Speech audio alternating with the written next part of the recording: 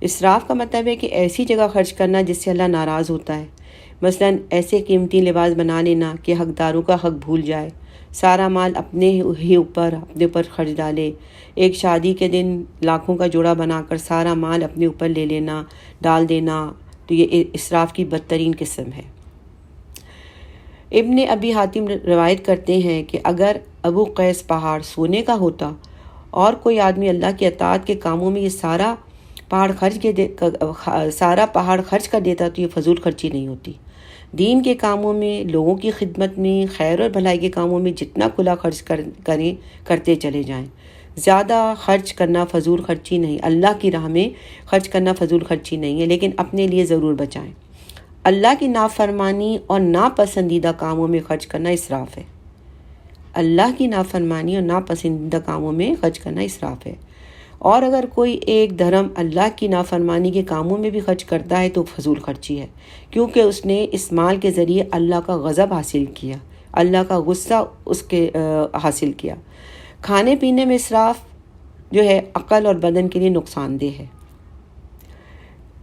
اب بہت سی چیزیں بزنس بن گئی ہیں، انسان لالچ کا شکار ہوتا جاتا ہے، اتنا کچھ خرید لیتا ہے کہ نہ کھانا نہ پینا نہ استعمال کرنا، بلکہ یہ چیزیں پڑی رہتی ہیں اور پھر وہ پھینکنے کے کام آتی ہیں۔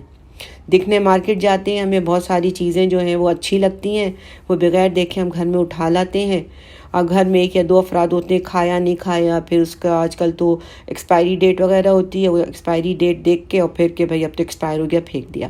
تو ایسی چیزیں بھی فضول خرچی ہیں، یعنی یہ سب فضول خرچی ہے۔ پہلے دیکھیں کہ ضرورت کیا ہے اور ضرورت کے تحت چیز خریدیں، اب یہ دیکھیں کہ ہم اس کو استعمال کر سکتے بھی ہیں کہ نہیں کر سکتے ہیں۔ اگر استعمال کر سکتے ہیں، ضرورت کی چیز ہے تو ضرور لائیں، اور فائدہ کی چیزیں کھاؤ پیو، ان کو استعمال کرو، اور کچرے وغیرہ میں پھینکنا جو ہے وہ غلط ہے۔